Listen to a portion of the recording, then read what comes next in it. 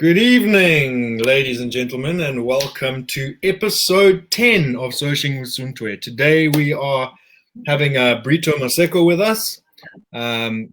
Just give us a second. As you know the drill, we're going to quickly do our shares. If you could just do your shares, tag whoever you want to join you. Bring in your mates, bring in your friends, share this with whoever you think might be interested. We're going to do the same, so we're just busy going to do that quick if you just bear with us. Luckily, mine's come up directly on my phone very quickly, so that's helpful. Share. Here we go. Keep it going. There we go. I'm done with my shares. And I'm just going to quickly get it up on my computer so we can see who's there. If you're there, drop a comment. Let us know where you're watching from. Say hi to the others, and let's get this show on the road. So, as I said before, we're with Brito. Brito and I have known each other for a couple of years now. We originally got acquainted through Ace Air Ambulance, and yeah, let's welcome Brito. Drop some love, drop some likes, and say hi. Brito, introduce yourself, my man. Oh, hi. Good evening, everyone. Good evening, Zimbabwe, Victoria Falls. Right. Thanks so much for this honor. Thank you so much, Paul, for this invitation. It's so good to meet up with you on this platform, and I'm so excited. The pleasure is all mine, right? Great. So it's surprising that Brito is not my real name. Brito is like a trade name. My real name is Brian, but everyone is calling me Brito since childhood. So where did Brito come from? What's the basis of it? You know, it's just a friend that I used to work with. He came to me and said, Brito Guerre. I'm told Brito Guerre is one of soccer players that played for Highlanders. So that name then just stayed with me ever since. I think it's more than it should be more than 15 years now. It should be more than 15 years now. Oh wow. So my real name is Brian. That's my real name, Brian Maseko. I was born on the 2nd of August, 1987 in the coal town of Wange. Nice. 1987, you're alrighty, eh? Yeah, I'm so young, and I still feel very young as well. Just hold on 1 second, please.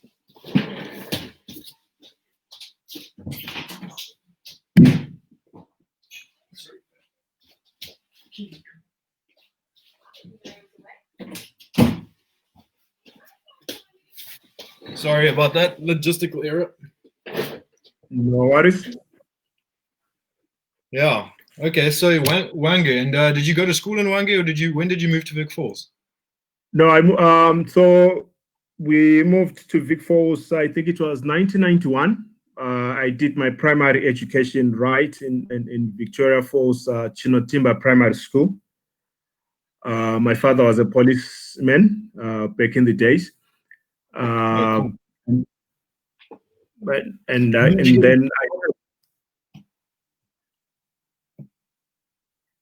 sorry, Paul, I didn't get you.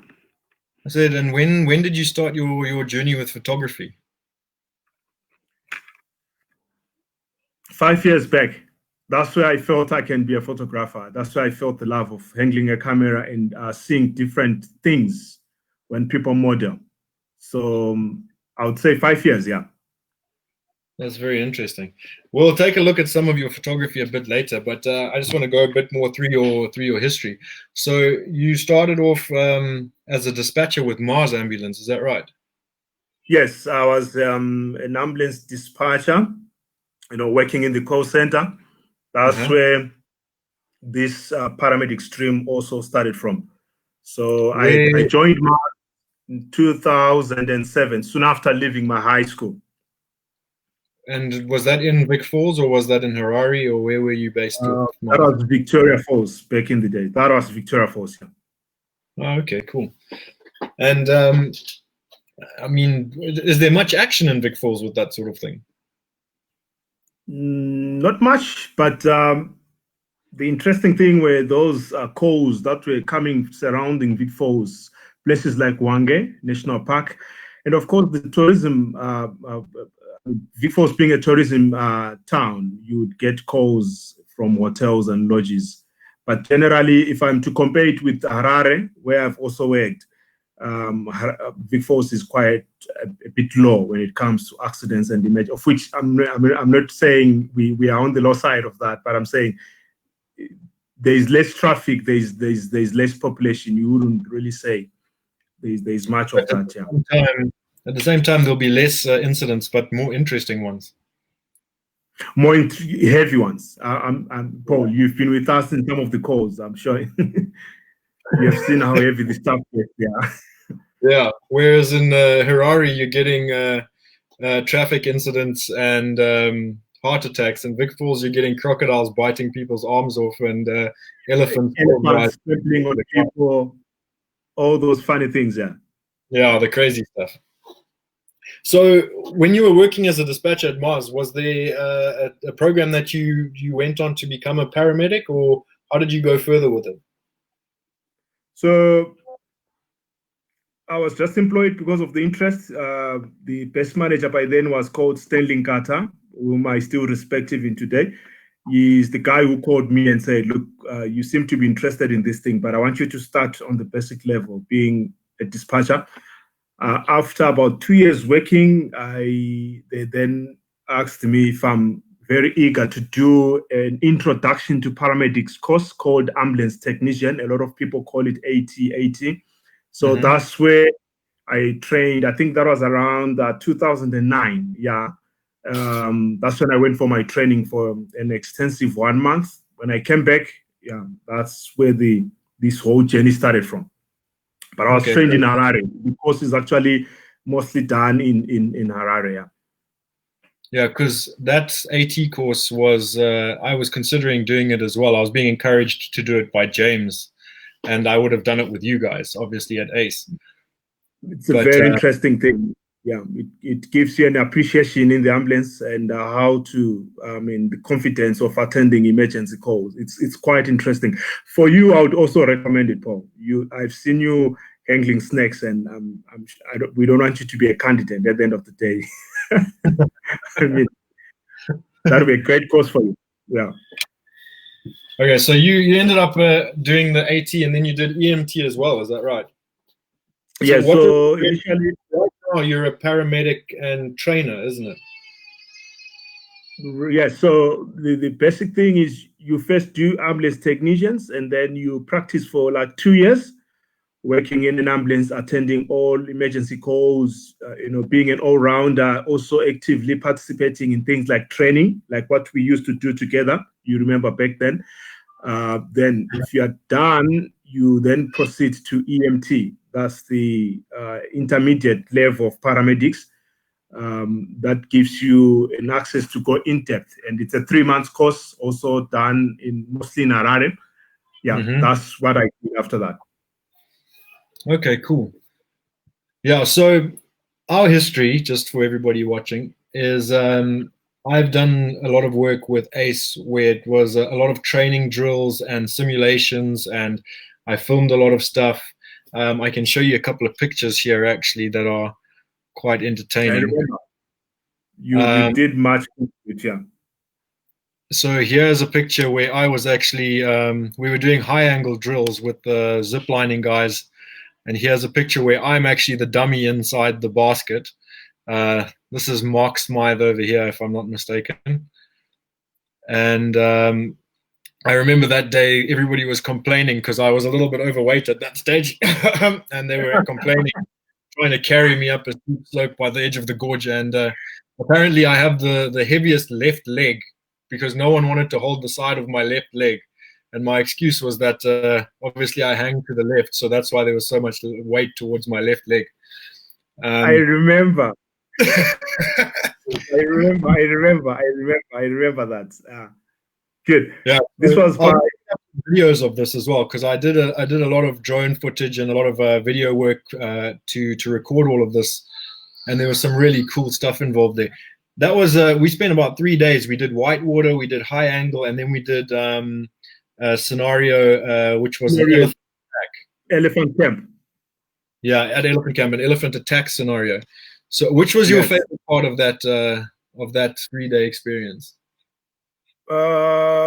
The one, I think it was the first day where we did the high wire activities. I enjoyed, using that mountain basket, the one where you were being a dummy. It was quite interesting. It was new to me. The other scenarios, I felt I'm related to them, but this was something interesting, hooking up a patient and sliding them through the trees. I remember trying to encourage you to get me to help you with a bit more of the mountaineering type high angle stuff. Remember, because you guys didn't realize how much equipment I had. Yes. We're actually shocked. I remember myself and Mark, I think we were commenting about the ropes that you're carrying and all those things that you use to walk on all the. We're like, wow, is this guy carrying all this stuff alone? It was quite interesting. Yeah, and actually, it all came to a head with Cyclone Idai, because I ended up in Chimanimani with James and Mark and Ace, doing a lot of stuff with them. And well done for that. I saw you. I remember you were very active on that.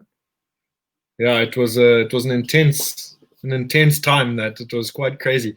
And for those of you who did follow, you might have seen at one point, because I'd been like burning the candle at both ends. I had been waking up really early, spending my whole day doing stuff cold and wet, and then getting to bed so late at night. I got a chest infection, and just before I transferred from Chimanimani to do the Mozambique side, I got a nice big antibiotic jab from Mark.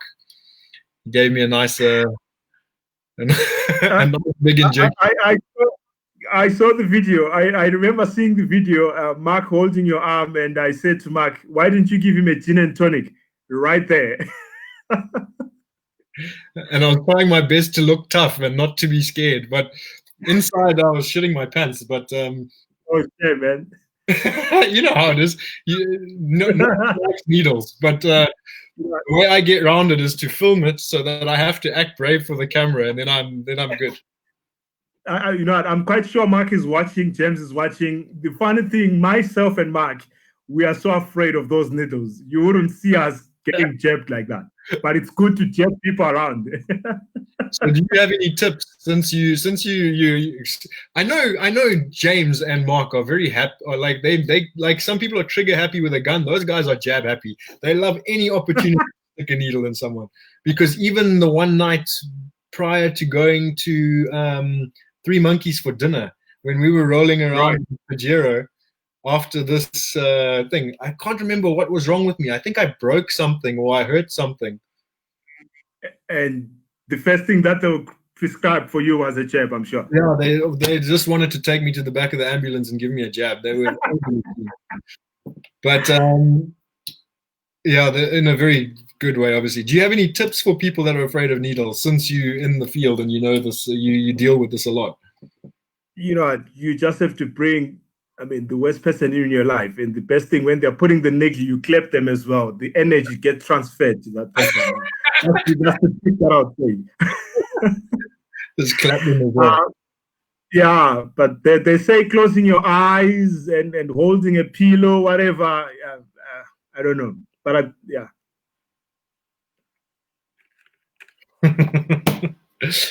Right, let's have a look at who we've got in the feed so far.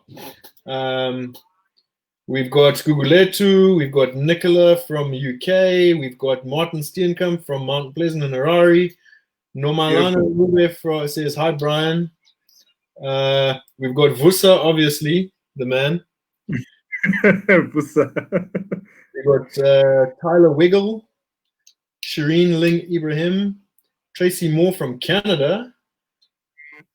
We've got Mo De. That's not a real name, I don't think. But says, interesting history, Brito. We've got Danielle Clyde Wiggins. We've got Ilse Jordan from South Africa. Rudy Surfontaine from South Africa. He's a base jumper. Very interesting guy. Justine McGregor from Vic Falls. Wow. That's Kim Stewart from Harare. Henrietta Peel, she's in London at the moment. Vusa says, "What's up, guys?" Nicholas says, they do needleless injections now, eh? Serious thing. Wow. Drop another comment there, Nicola. I want to hear more about these needleless injections. I'm not buying that. I don't know. I can't see how a needleless injection could work.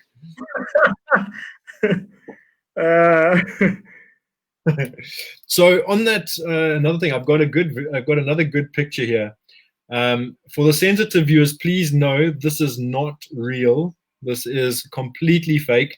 One of the cool things we did with it was when we do the drills and the scenarios, we try and make them as realistic as possible and try and create the scenario to a degree that it's as realistic as possible for the training to be as effective as possible. And when 100%. We did and what also happens is that we don't tell the paramedics and the crew what the scenario is going to be beforehand. So there's no preparation. We set up a scenario and call it in as an emergency, and they have to react accordingly as part of the training. Yes. So where we did the whitewater training, we did the high angle training, which was a little bit more of training and less of a scenario. And then when we did the third day, we did an elephant attack scenario where we were in the middle of the wilderness. We set up an elephant attack and called it in as it was with elephants nearby, because we wanted to make sure that the crew approached the situation knowing full well that there's real elephants in the vicinity and have to take the necessary precautions. So if you want to see a photo of our elephant attack victim, here he is with me next to him. And as you can see, we put on full on makeup and made it look as realistic as possible. And this poor gentleman was so patient. He lay there for a good 3 hours in the boiling heat, waiting for us to get everything sorted and for the reaction to happen. Yeah. And just to prove to you all that he is actually okay, I have another picture somewhere. Oh, here it is. You can see this is when we were doing his makeup and getting him prepared. So he's looking at his fresh wounds that we're applying and doing the stage makeup for the situation. And I've got a great video of this as well that I'll put up at some stage if anybody's interested. So Nicola has replied and said it's through high air pressure in a combined canister syringe. So it administers subcutaneous or transdermal depending on the area, mainly used for local anesthesia, and can actually inject to a depth of 0.4 centimeters. And it's perfect for wimps. So there you go. That's for you and Mark Smythe. You can have an air injection instead of a needle injection. That's quite interesting. But she's very correct there. But then the challenge is sometimes we don't have time to do all those procedures. Our first thing is to quickly jab someone and get off the scene or help them to feel. We'll cause the pain to ease the pain. That's our motto. For sure. Yeah, but that's quite interesting for sharing. Thanks, Nico. But I'm sure Mark is following through as well. We learn every day. For sure. Yeah. So I want to chat to you about some of your photography. No worries. Let's get into it. And just to let you know that I'm also inspired by the way you do your art and your photos. I don't know. The Photoshop that you are using. I've seen some quite crazy stuff that I've said, "Wow, these guys are here."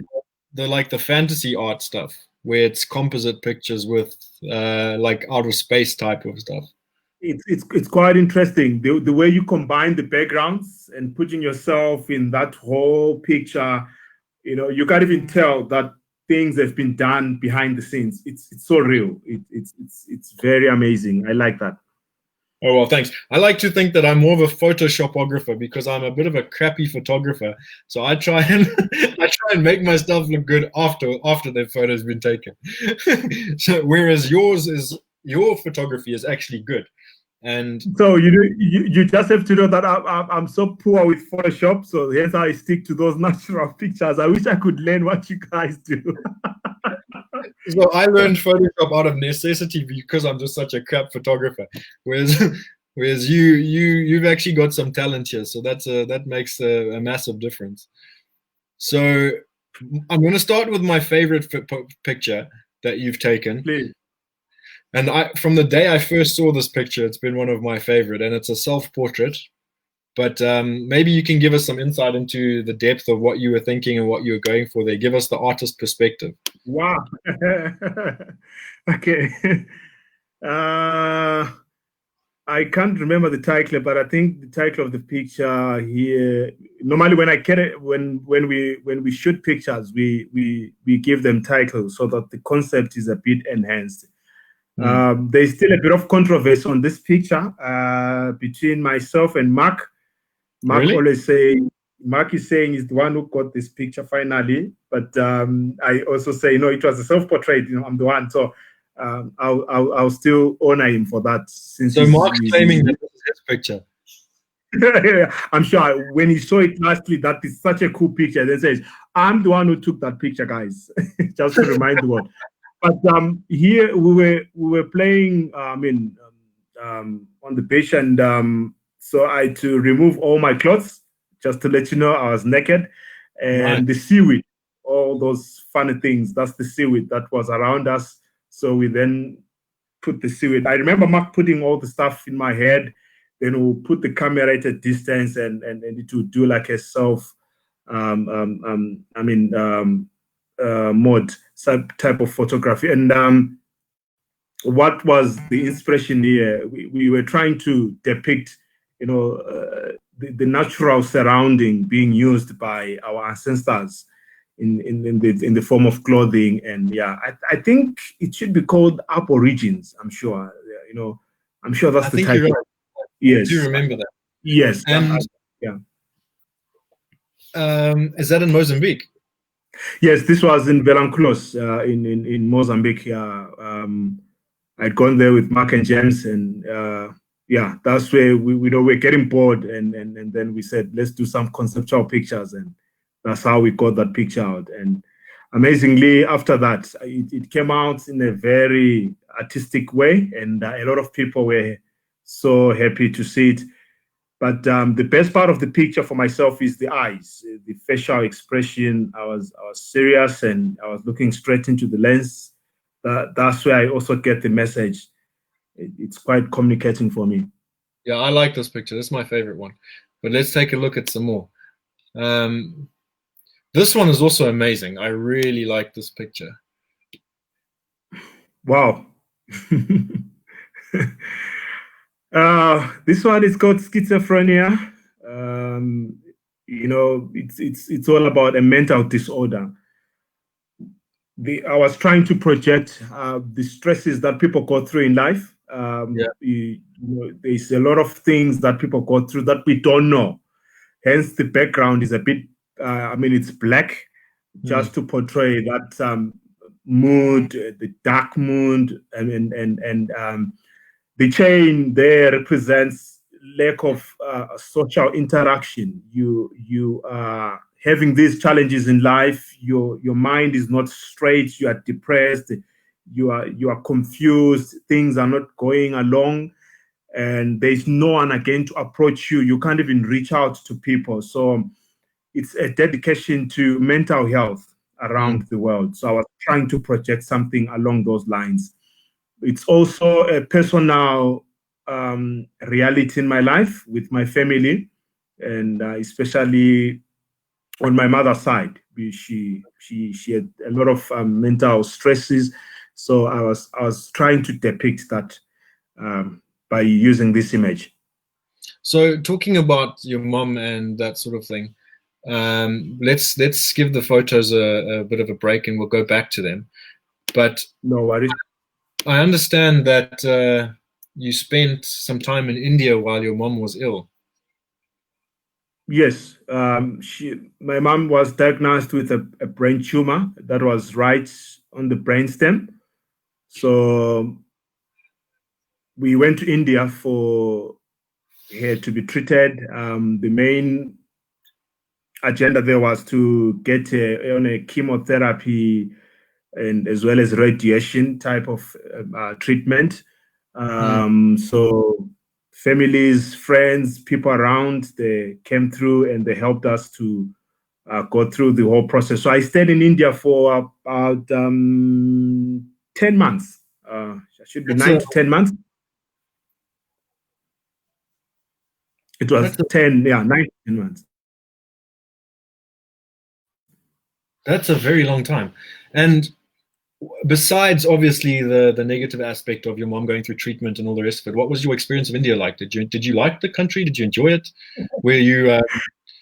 It was quite strange for me to be there. Being a black person, there were areas where everyone would look at me, and I would feel so inferior.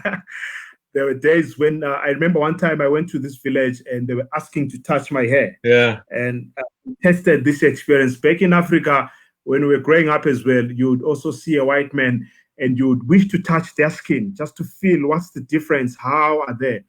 Going back there in India, I also experienced that when they were calling me using names. I don't know what that meant, and I didn't want to find out anyway. But the other thing was the food. The food was quite strange for me. I think my first 2 weeks, I was burning, and because of the spices, I couldn't. It was so bad, man. I would rush into the loo, and oh wait, it wasn't a good experience. Then I later learned the secret of mixing the foods to prevent all this experience. And again, the environment it's very hot there, and you would find friendly people. You would find people, it's quite interesting being in Asia. It was quite fun, but again, the agenda there. My mom was sick, so I couldn't enjoy as much as I could. You always half of my back of your mind, I suppose.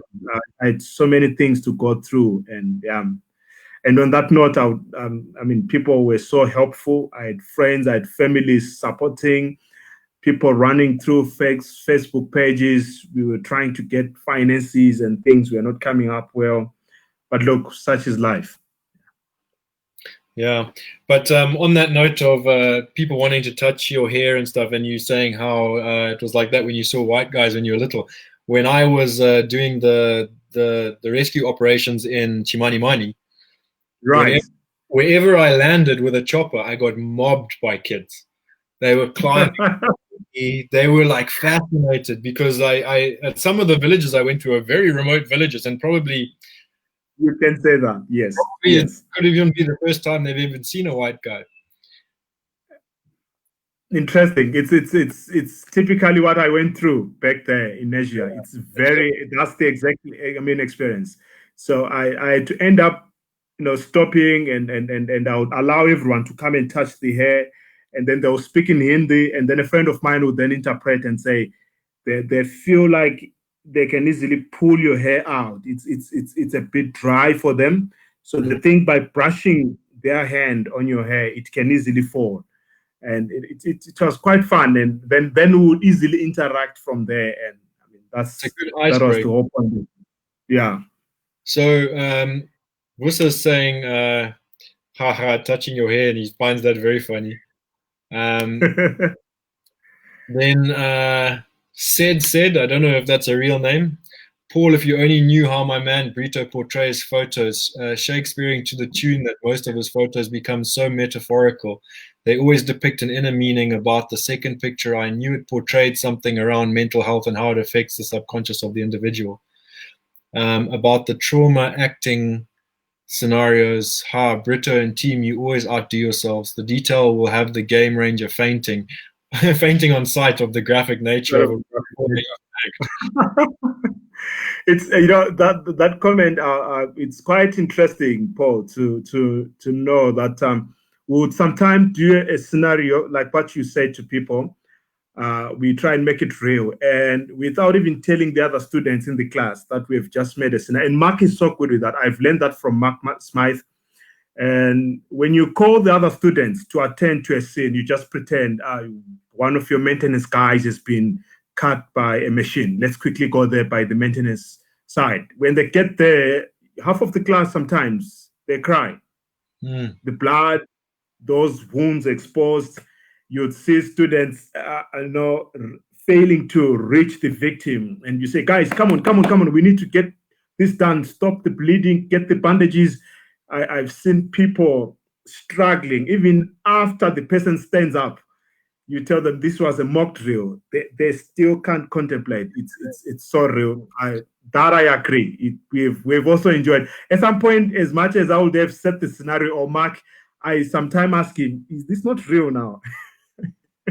Well, because like that photo with where you see me smiling with our colleague all dressed up, I sent that on WhatsApp to a lot of people that day, and I said, "Look, I shot a poacher." So, and how was the response? Tell me the response. Just tell me the response. The response was terrible. They were like, "Why are you sending me this? This is terrible. How could you do this? What the hell have you done?" And I was like, "Calm down, it's makeup." I would never take a photo of somebody in that state and send it on social media in any way whatsoever. That would be exactly. Yeah, I wouldn't do that. Yeah. Some comments here. You got some love from Guguletu. His creativity is super. That's very kind. And then Nicholas says, "This is truly inspirational. I absolutely adore medicine with such a passion. I would love to spend time out there and gather new experiences alongside your scope. I can only imagine the things you see as a paramedic out there, where situations must be so dramatically variant, and the types of treatments and emergency treatments you give on the site compared to how it's done here in the UK.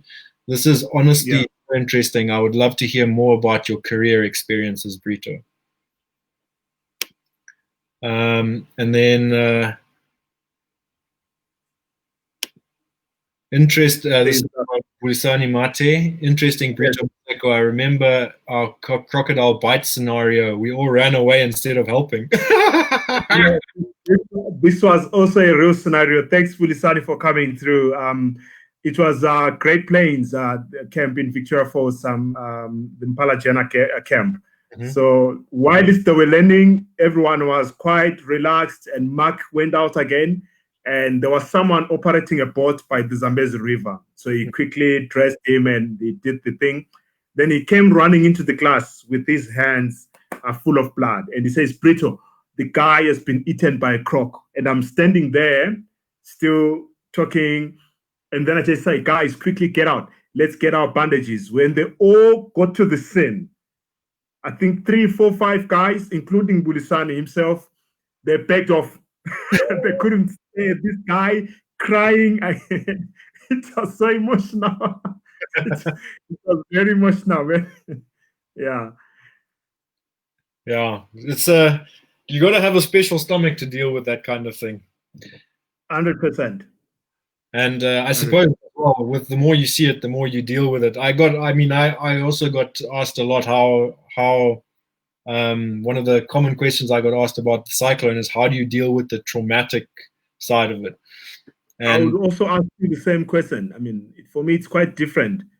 How do you cope after that, especially your energy levels? How do you tone it down after such an active day, an active month? Well, the thing is, like what I was telling, because the thing that I keep on reiterating whenever I talk to anybody is that because of the adventure sports side and the snakes and the crocodile, catching snakes, catching crocodiles, doing all the whitewater stuff, paragliding, hanging from helicopters, people automatically assume this guy must be like braver than the average person. Right. Which is not true. I'm actually, I'm a wuss. I'm a scared person. I'm a naturally cautious, naturally apprehensive, naturally scared kind of person. Well, I wouldn't believe that. I wouldn't believe that. Well, it's true. And the thing is, what happens is, in a recreational side of things, when the awesomeness outweighs the fear, then you do it anyway. Right. And Okay. so like the epicness of the situation outweighs the fear, so you go for it. That's sort of an oversimplification. But on a professional side of things, when you're doing like high angle rescues or that kind of thing, like what we're doing in Chimanimani with the cyclone, Right. The importance of getting the job done over the fear of doing the job. And you get to a point where it's so critical and so important that you forget to be afraid. I would agree with you there as well. And that's also I think it's so important, like with you and your training in the paramedic side of things, where your first thing you teach always is ensure your own safety before you try and help someone else. It's very true. It's not because people don't want to keep themselves safe. It's because your importance of helping somebody starts to override your own fear and your own judgment of your own safety in that situation. So it's quite hard sometimes to keep that balance and make sure that, you know, you just want to do what needs to be done to make sure that person gets out and that everybody else is safe, that you often put yourself in the line of fire or in the line of danger without even realizing putting yourself in that situation. And a lot of the time, even in Chimanimani, I got to the end of the day, I got back to wherever I was camped out for the night or sleeping, and I sat, I would have this moment of realization and be like, holy shit, this is what actually happened. Because in the moment, it's so things are happening. So you just doing what needs to be done. That and the end of the day, sometimes you sit there like, whoa, this is actually some crazy shit that went down. And I had nights where, like, I won't lie, I cried myself to sleep because I believe in processing the emotion and not holding it. So process it and get it all out and done with, then it's it doesn't stay and end up being PTSD and trauma that you have to deal with years and years down the line. Just deal with it, get it done, and move on to the next day and keep going, you know. So that's how I deal with it. I would be interested to know how you deal with seeing that kind of thing all the time. Yeah, it's quite the same, Paul. We also go through a lot of trauma of which people don't know. You know, the bright side of people is seeing an ambulance wailing through with beacons, and people always say it's cool. Hey, look at those guys, they look cool. Check them, they're putting on eye-catching uniforms, all this stuff. But the stresses that we literally go through are worse than they can be imagined. You sometimes attend to a road accident that is full of people that you know, people that you relate to, friends, relatives. You sometimes get there and this is your neighbor, you know, he's already dead, he's stuck in that car. So, and when we get home, all those memories, like you said, they start playing. You get this break, I mean, mental trauma that puts you down. And and the other way that we've learned to deal with this is to employ counselors within the organizations. You certainly need real counseling after such cases. But again, there is this energy that comes from nowhere. Apart from getting in that call, you're still eager to go for another call. It's a new call, it's different, and the fact that you can save somebody's life, that passion, that being there, it helps you to, I mean, gain a lot of energy levels, and the day keeps going like that. All right, I just want to say to everybody watching, thank you for being here. If you have any more questions, just keep dropping your questions into the comments and we'll address whatever we can.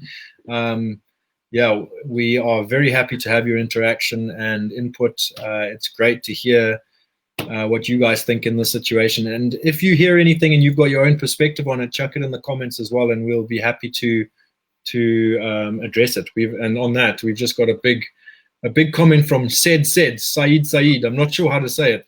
If I butcher your name when I'm doing this, I apologize. It's but this is, let's see, emergency response calls for one to have guts so strong due to the graphic part of and the need of urgency most of the time. especially in trauma. In Brito's circle, there is a lot that is involved for his own safety in response to these wild scenes and the urgency of most of these types of cases. Animal attacks have the same mechanism of injury like motor vehicle accidents. They call for alertness and fast thinking, but above everything, it really entails stress and burnout on the responding individual. But with time, your own adrenaline drives you, and nothing beats the feeling after you help someone. That's the truth. Very true. I agree with him. Very true. Then Vus is like, you had to bring in the fancy smart uniform because Ace has a great uniform. Eh? I have to admit, uniform is something to be jealous of, and I was always jealous of you guys wearing your hats. Please talk to Mark. He's got plenty of those. I'm sure he will gladly give you more. And the other thing that's really nice are the helmets used by the helicopter crew. The helmets, yes, yeah. It's apart from them looking so cool, it's also for safety, and those hours spending the noise on the helicopter, and you really need something that covers your ears and that protects you at the same time in case of anything. Yeah, but we have had people commenting about them saying, "Can we use this for our bikes?" And I mean, it's quite different, I'm sure. Yeah. We'll take a look at some more photos. So this is a nice photo that I was wanting to talk about. Tell us about this one. Right. This is my recent photo conceptual image that we did through the lockdown. I think it was on the second lockdown, and it has a cultural background. The title of the picture is called Bula Sangoma. For the Ndebele speaking people, they would understand that we used to have a song back in the days, Bula Sangoma Mtanamuya Kula. So Bula Sangoma is our traditional healers. We are looking forward to get their advices about things that harass us in our daily lives, like sickness, to get promotion at work, to protect yourself from the evil spirits. We look up into these people called Sangomas. But in this image, if you look carefully, you'll see by the corner there, there is some pile of books that represents the confusion, because we're in the COVID now. The first question that I had to ask myself is, what are the African traditional healers doing about the COVID-19? And interesting enough, we're to give our model a mask just to portray that this is beyond their supernatural powers. They are also afraid of this COVID pandemic, but they're also confused at the same time. They're trying to approach the ancestors and find out, do we really have an answer? To an extent that they've also included a library close by to try and find if there's a recipe that we can actually use and convince our people that this is going to end. We are ready to treat everyone. We are ready to heal everyone. So it's a controversial image. This is traditional medicine versus modern medicine. And the light there represents a Western ideology of fortune tellers. So there's that comparison and confusion. And if you look at the eyes of the model, she's not sure of what she's doing. That's the effect of COVID into our lives in regards to this image, Bula Sangoma. Who is the model? The model is a beautiful young lady. We stay close by. Her name is called Thingy. She's doing very well in the music industry. Yeah, I filmed her music. She's that's the girl. That's the girl then. Yeah. Yeah, she's cool. I enjoyed working with her. I was also happy. She was eager to be part of this shot, and I said to her, "Your hair is what has attracted us to make you to be part of this image." She was 100% willing, and when I hooked up with her, it was soon after she released her single song Dela. So I said to her, "Look, you are slowly getting into this industry. We would also want to promote you by shooting a conceptual picture with you so that you gain the mileage as you go up as well. People would actually easily link up with you. So she's the girl. Oh, excellent. Yeah, because that for those who didn't see last week, I was chatting to Smokey P, Prince Dube, and he produced they've the worked music. so well together. Exactly. And, Smokey with doing wonders. I did the drone footage for her music video, so that's quite cool to see. It's all quite tying in together, isn't it? Just the same world, man. Yeah. All right, let's take a look at another one. Here we've got where'd he go? We got the man himself. I can tell this is Mark just by the way he stands.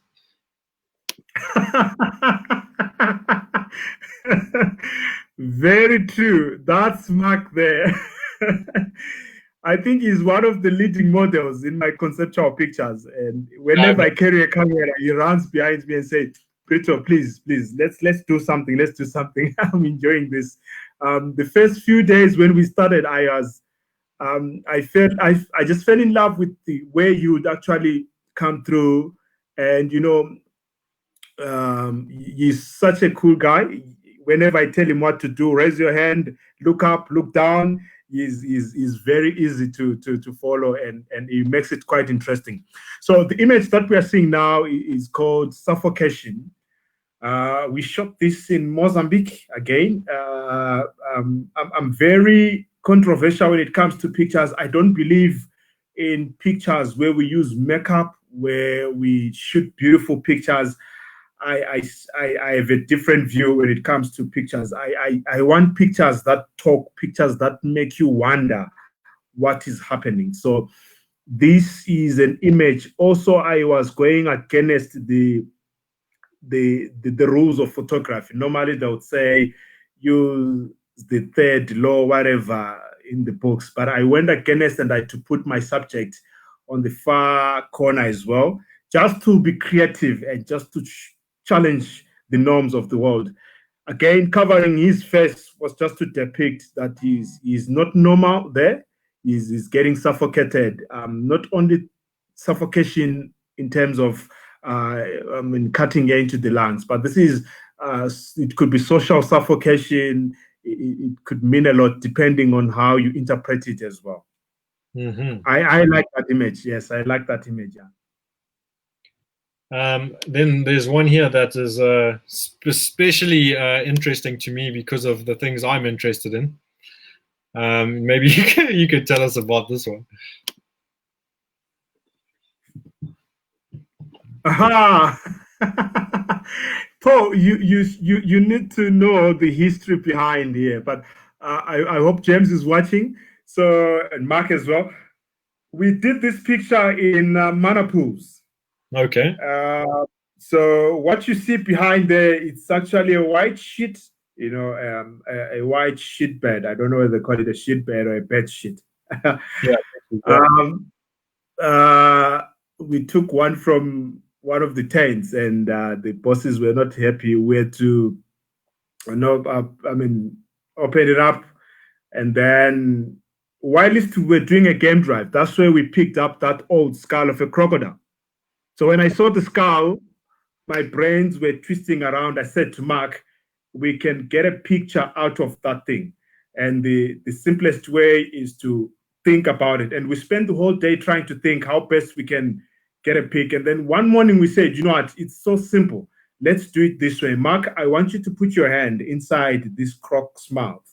And then let's use the background as the white sheet. So James was actually holding the sheet, and Mark was behind, and he had to put his hand, and then it came out through the crocodile's mouth. And then I remember we had to ask for tomato sauce from the kitchen. We had to sprinkle some tomato sauce there. This is how the image came out like. And the name of this image is called Trauma. Trauma meaning severely injured. But I love the contrast of an old skull of a crocodile, which is bony, and a fresh hand, which is oozing blood. I mean, this is where I enjoy this type of photography. This is where I feel myself and friends supporting this, that we are creating things out of this world. And that's the whole concept at the end of the day, to make people think, to make people see the adventure out of playing around. And a lot of people have come to me and said, you're a paramedic and you do these kind of pictures. How do you combine this? I've said to people, simple. It's how easy it is. Sorry, to add on something, we took this picture a week after we had that incident in Victoria Falls of the croc. And I remember people coming to us and saying, were you making fun of this? And we had to tell them, no, this was a week earlier than if it was shoot after the incident, then we could be wrong. But we shot this before the incident. That's the sad part on that scenario. But look, it's still out there. And on her honeymoon. No, the boy by the Vic Falls brewery, you know. Yeah, that one I know very. I was first on the scene after while it was happening, because I was actually I was managing the croc cage diving shortly before that. I had just left them. Okay. Yeah, that was Brian, the Zambia. So when I heard it, I raced straight there to go and help. My mind's gone blank. How can I forget his name? Yeah. Anyway, but Brian arrived about 5 minutes after I did and took over, so that was fine. But we've got a couple of nice comments here as well. Going back to your Bula Sangoma picture, you've got from Guguletu, that pic best represents how worldwide the virus has been. Thanks, Gugu. Then Nomtandazo says, very nice photo. It says a lot without saying any words. Very inspirational. And then Said, or Said, I don't quite know who that is or how that's said. Always with nice big comments. Brito, the way you dissected the deep meaning of that picture, Bula Sangoma, is epic, bro. Do you even listen to yourself and get to understand how much good you are at this art photography? The concept and the idea behind, combined with the passion of the photographer, has me thinking of hanging one of your works in the Smithsonian Museum and caption it. Wow. That's so cool. Then Hannah Brown, if I remember correctly, she said she was from the USA. She says, I love with your artwork, your photography sparks the soul and tells a story. I hope to one day work with you. Velchik says, lovely interpretations of your photographs. Vusa, poor Mark is the model of choice. # great team, you guys are. I just am so grateful that I never got to be a model with you or have any photos done with you. We tried to organize at one stage, but something happened. There's a time when we spoke about it. I remember. There's a time when we said we need to shoot something, and I think we became so busy and we couldn't get ourselves together. But I remember you were going to. We wanted to do a crazy one. It was going to be a crazy one with you. Yeah. And then Bulisani is saying, in our community of Victoria Falls town, Brito has always been an inspiration towards career building and diversity. He motivated me to follow through my career and be a role model like him, not only in Vic Falls, but in Zim. We nicknamed each other Master, meaning master of our trade and profession. His photographic skills are going beyond master level. Awesome, Brito. Thanks, Bulisan. I also aspire on what he does. This guy is a pro guide and he has done so well. It's very good. It's amazing, Brito. I aspire to one day have people talk of me in such positive light like they are of you. It's a wonderful, wonderful thing to be able to spread this kind of positivity and have this kind of impact on your community. You should be very proud of yourself. Thank you so much. I would like to admit, it's all because of such friends around you, such people. They make you grow. They'll tell you where you're going wrong. They'll also motivate you where you're doing right. So I'm sure it's a building a community. So Paul, you have also done so well. We have seen your works. Everyone out there is doing his best, I'm sure. And we all just need that opportunity to be heard, opportunity to be seen. We still need to believe in ourselves that we can do amazing things. So I'm also shouting out to everyone. Thank you so much. It's all because of you guys. We're pushing on to an hour already. and I don't want to take it too long. So I'd like to do a couple more photos, and if there's any more questions, any more input anybody wants to drop in the comments, please go for it. We'll address whatever we can. But in the meantime, we'll go over a couple more pictures, talk a little bit more, and then we'll start winding it up and saying goodnight to everybody. So very kind. Val Chikali said, we already do, Paul. Thank you, Val. That's very kind of you. Epilda, lovely picture, Brito. Have a true meaning behind. Keep up the good work. Thanks, Effie. And then, then we've got Togoloshi Zim. Wow. Brito artist must become more famous than Romero Brito, the Brazilian pop artist. So make him famous. So do you sell any prints of these by any chance? You know what?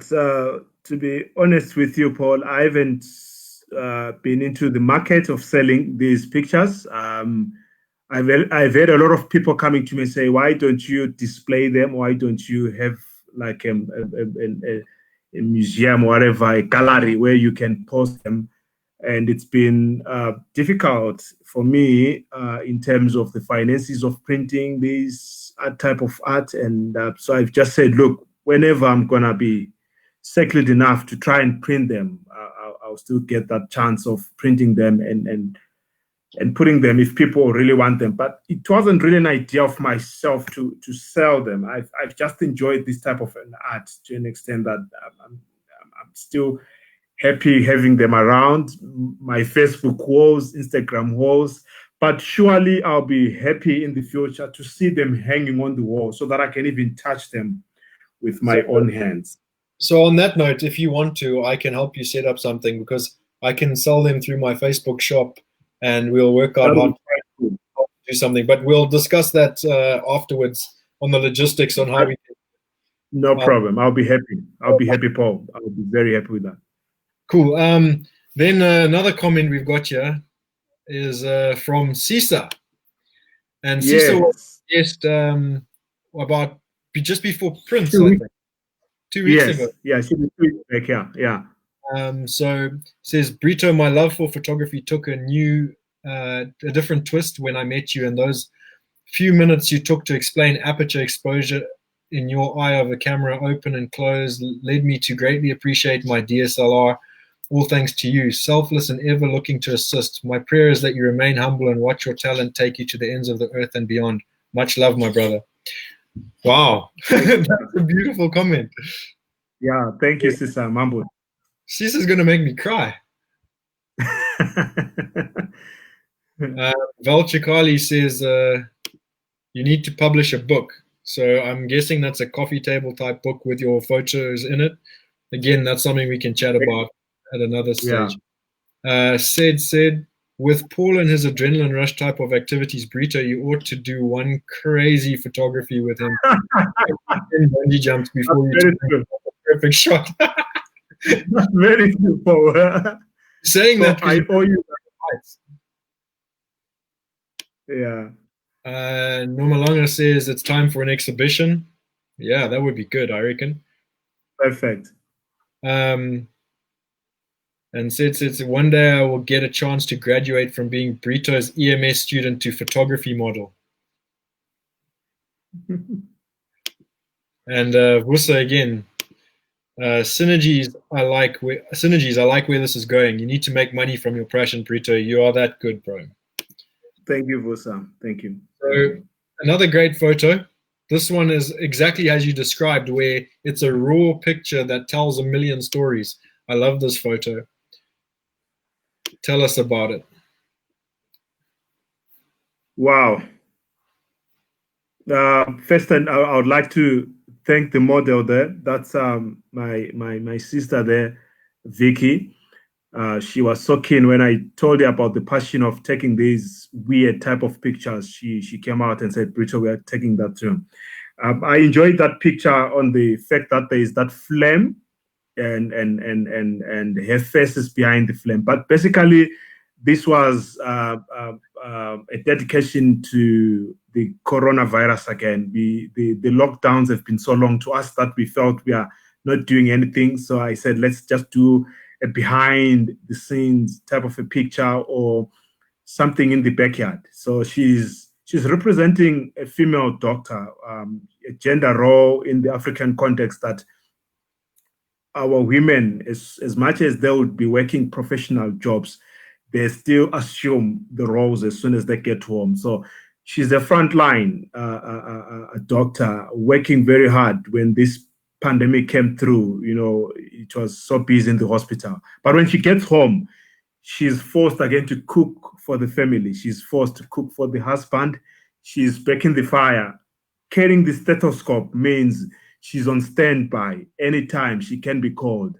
So I was trying to appreciate women in the medical field as well as the contributions that they are also doing back in our home. So this is a dedication to all our female doctors, especially in Africa as well as around the world. In Africa, in the context that they will still assume those roles as soon as they get home. So yeah, it's this was shot I think a month ago. Yeah, Amazing. I love it. I love it. Yeah. Just as a little tribute to Cisa, there you can see Brito and Cisa together in the field doing some guiding work of some sort. Right, we move on quickly to another great photo. I mean, they're all great. This is the problem with this, is that when they're all great, it's just, I don't know which ones to choose. So I'm just going through them. You should get one of your favorite. Tell us about this right. one. This one is called Skywalker. It's basically an upside down pic. I got the inspiration on Instagram. I had seen a similar kind of a picture, and I felt I could challenge myself and shoot one. This was shot at Woodlands, which is basically a safari area, which is outside Vic Falls Airport. So the model, there is a close friend of mine called Ishmael, and the best part of the picture is the farmer shoe. I like those shoes there. and yeah, it's one picture that has made people think whenever I show them, they look at me and they look at the picture and they wonder, are you the one who did this shot? And I always show them the other pictures behind the scenes, and then they get convinced. Yeah, it's one of my favorites. I would say it's one of my favorites, and the title is called Skywalker. Skywalker. It's just a creative picture. I don't know if there is a meaning there. I mean, anyone can add whatever they feel is attached to that great image. I love it. I like it. It's great. I also like it. Okay, I think one more photo.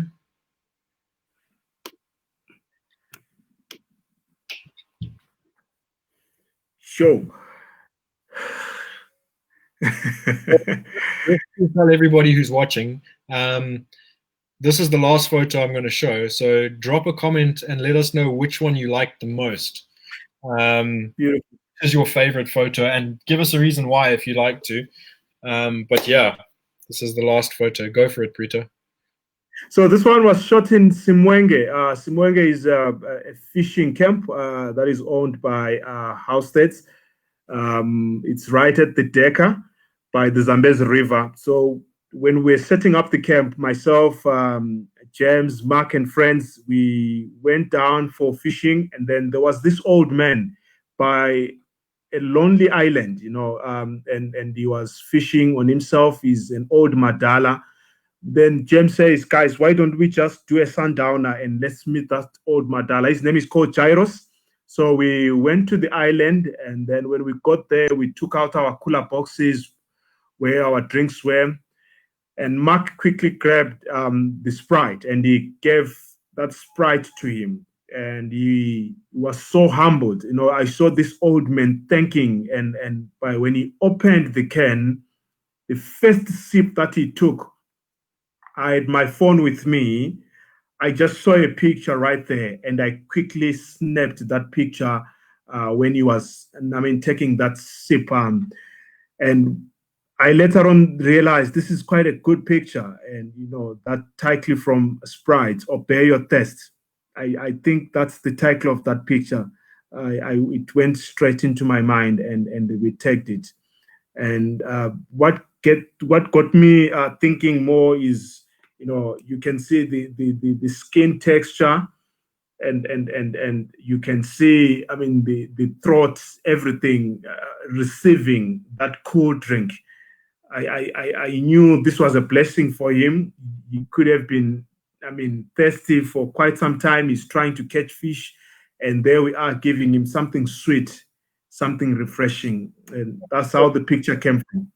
For people who are not from Zim, from outside and maybe the UK and stuff, who take this kind of thing for granted, when you live in the middle of like rural Zim, a Sprite is a luxury. It's Yes. not you just drink every day. It's not something you just Yes, cold. exactly. Thank you. Yes. It's more of a Thank luxury. you. There'll be no electricity. There'll be no fridges. There'll be no nothing. So if an ice cold drink of any form is a luxury, and what's more, it's a soft drink. It's not water. So to understand the level of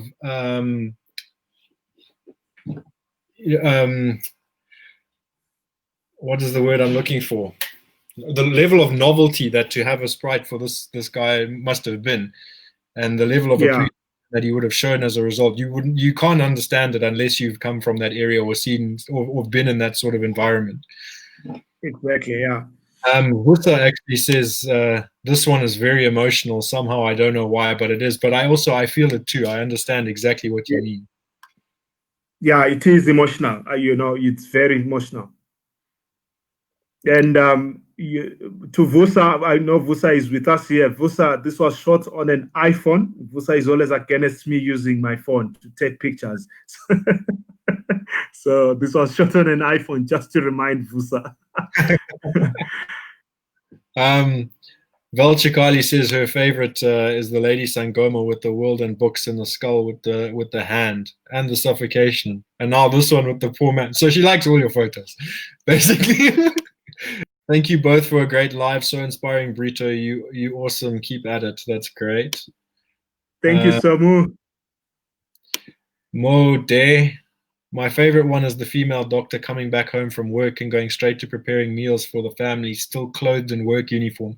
This is real life realities, whereas a woman I can very much relate. The picture is so original and eye-catching. Great work, Brito.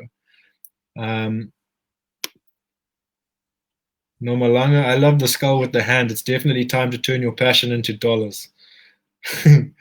Thank you, Norma. Norma is always on me on that. She's always saying, Peter, you need to make money. Photos.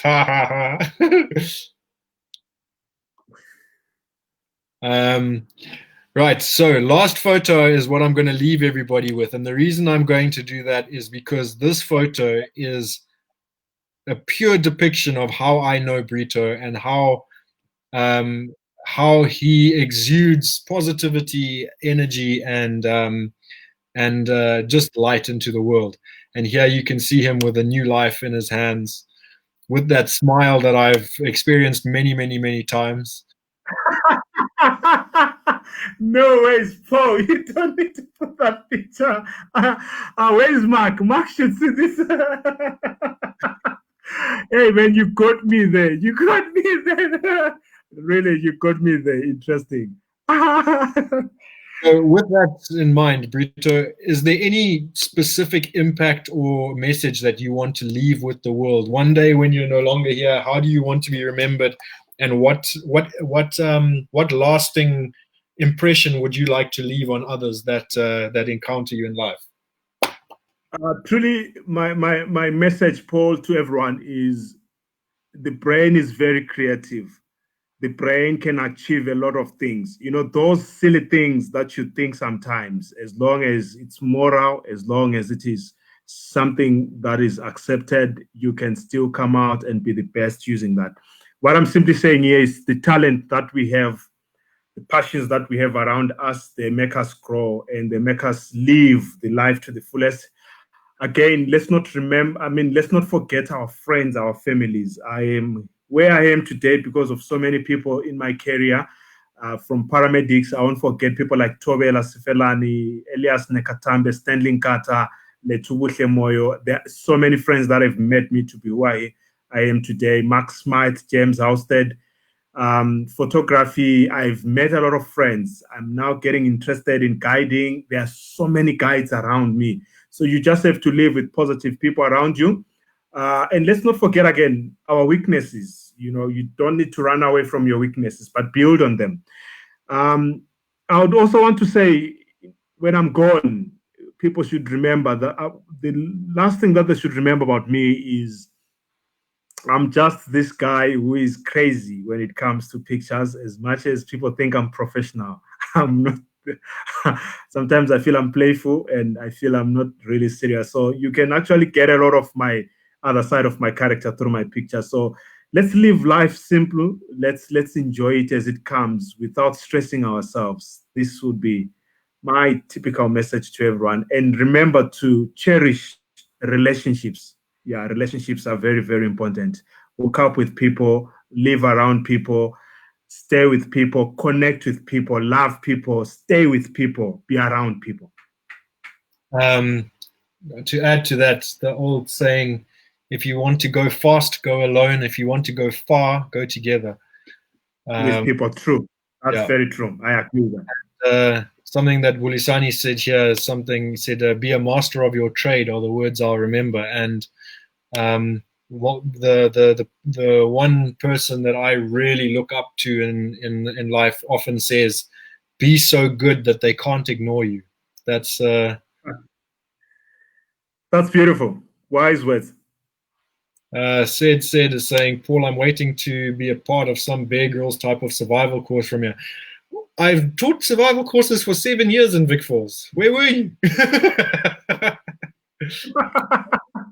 We'll have to put something together. We'll do a bit of a course for friends and colleagues. Maybe Ace and put together a survival. Exactly. I'll come and run it. And also do some crazy conceptual pics there.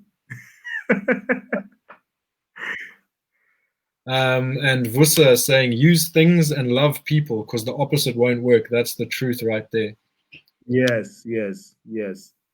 Right. On that note, I think it's time to wrap up because we've gone over the hour and just shows how time flies when you're having fun, isn't it? Right. Thank you, Paul. I really appreciate this time. I'm so honored. And thank you, everyone, for checking on us, for those beautiful comments. It's been great. It's so nice to hear your positive words towards us. I appreciate you. It's because of you guys why we are all here. And Paul, you are doing a good job.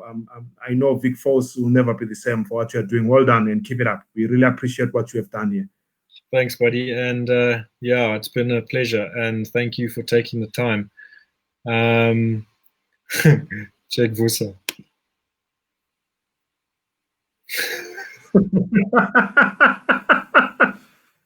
Suntwe. Right. That's a wrap. Good night, everybody. Thank you for coming. It's been a great one. I really enjoyed myself. Take care. We'll catch you next week. Same time, same place, different guest. And, just as I always say at the end of all of these, if you know of anybody that would like to be a guest or you think would be interesting and would like to have a chat, let them inbox me. Let's get the ball rolling. I've got quite a few people lined up and on the list at the moment, so we're not short of anybody. But if you want to get involved, please do. It doesn't matter where you're from. It doesn't matter what you do. The whole idea is to talk about different things and bring different perspectives and different views and different ideas and different everything to light. So let's chat. Let's have a good time.